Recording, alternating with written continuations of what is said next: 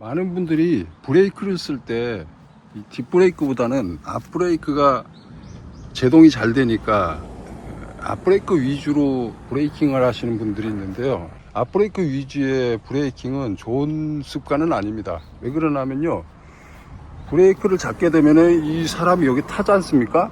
그러면 이 무게가 앞으로 싹 쏠리게 됩니다. 그렇게 되면은 여기에 이 제동력이 강한 만큼 락이 걸릴 가능성이 많아요. 그러니까 갑자기 이 앞브레이크 비중이 높게 잡히면서 앞으로 꼬꾸라지는 거, 그러니까 덤블링 비슷한 현상이 생기는 거죠. 뒷바퀴가 들리면서. 그런 이제 앞브레이크 위주의 스킬을 쓰시려면은 C백이라고 해가지고 사람이 몸무게를 뒤로 가급적이면 빼주는 거예요. MTB 같은 경우는 이 안장 밖을 넘어서 이쪽까지 공댕이에 가가지고 자세를 낮춥니다. 그런 극단적인 C백을 쓰는데, 로드 자전거는 이제 기본적으로 이 피팅에 맞춰서 안장 높이를 최대한 높이는 쪽으로 쓰기 때문에 이 안장 밖으로의 C백까지는 힘들고, 가급적이면 자세를 낮추고 이 뒤쪽으로 몸의 중심을 이동하는 겁니다. 그것도 이제 한계가 있는 게, 고속에서는 그렇게 해봐야 앞브레이크에서 급브레이크가 잡히면은 잭나이프는 피할 수 없는 숙명이 될 수가 있어요. 그러니까 무게 중심의 이동에 우리는 힌트를 삼아야 돼요. 그러니까 뒷브레이크를 먼저 살짝 쓰는 겁니다. 뒷브레이크는 조금 강하게 쓰면 그냥 속도가 빠를수록 슬립이 나지 않습니까? 그냥 미끄러지잖아요. 그러면 안 잡으면 못한 거예요. 그거는 그립을 잃어버리는 현상이기 때문에. 자전거는 감속의 개념이잖아요. 스톱의 개념이 아닙니다. 감속을 은근하게 한다는 거예요. 그렇게 되면은 무게 중심이 뒤로 좀 쏠리게 됩니다. 왜? 여기서 저항이 걸리기 때문에.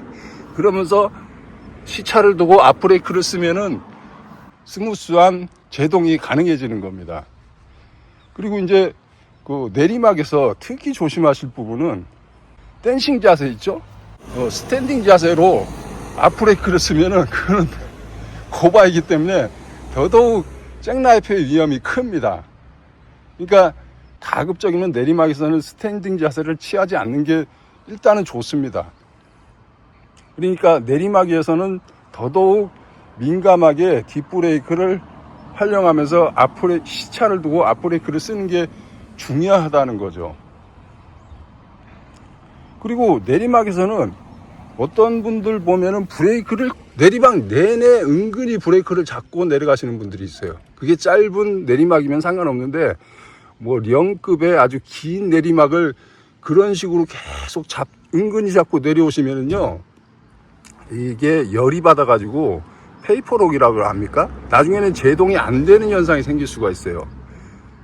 그러니까 끊어잡아야 얘가 시간을 주는 거예요. 그러니까 계속 잡고 있으면요, 식을 틈 없이 열이 받아가지고 여기가 뭐 몇백 도까지 올라가게 돼요. 그렇게 되면서 생기는 게 페이퍼록이라고 해가지고 아예 제동 자체가 안 먹히는 현상이 생기는 거예요. 그래서 툭툭 끊어잡아야 된다는 거죠. 그러니까 몸무게가 무거우면 무거울수록 중력 때문에 가속이 막 일어나니까 무서워서 그렇게 하는데, 툭툭 끊어잡으면 괜찮습니다. 그리고 또 속도가 빠를수록요, 내리막에는 그냥 속도가 빠르잖아요. 그러면 상체를 이렇게 들어줘요. 그러니까 에어로를 방해하는 거죠. 그러면 공기 저항으로 생각보다 큰 감속이 일어납니다.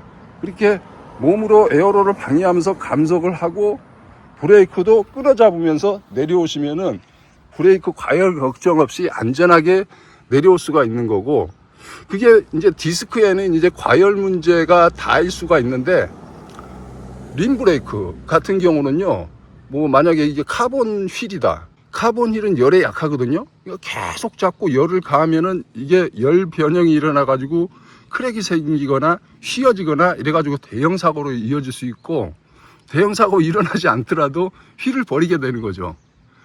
그리고 알루 휠이라도 그 열 변형에서는 자유로울지는 몰라도 이게 열이 나게 되면 어떻습니까? 공기압이 팽창하게 돼요.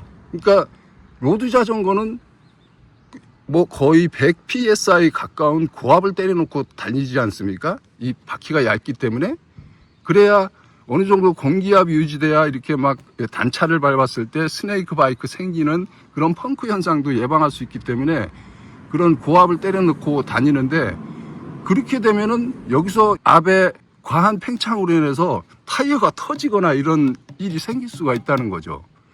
그래서 림 브레이크든 디스크 브레이크든 카본 휠이건 제동에 있어서는요, 제동을 은근히 계속 잡는 건 아주 좋지 않은 제동 방법입니다.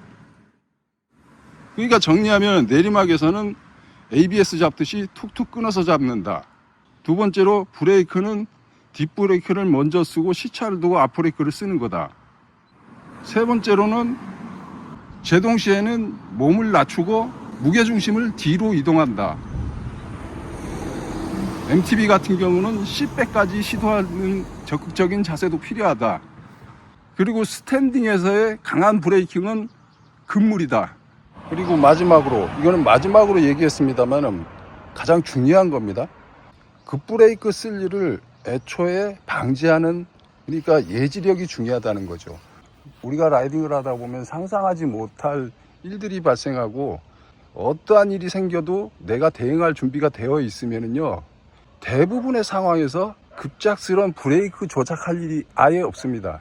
그냥 다 감속의 개념입니다. 그리고 자전거 자체가 제동이란 말은 맞지 않아요. 감속입니다. 감속. 그러니까 미리 감속해야 된다는 거죠. 제동을 할 일이 생기면은 설사 충돌을 피하더라도요, 자바링을 한다든가 덤블링을 한다든가, 그래서 크게 사고를 당할 수가 있기 때문에 제동이 아닌 감속의 개념으로 항상 위험에 대비하고 다녀야 된다는 얘기인 거죠. 어떠한 위험도 놀라지 않아야 돼요.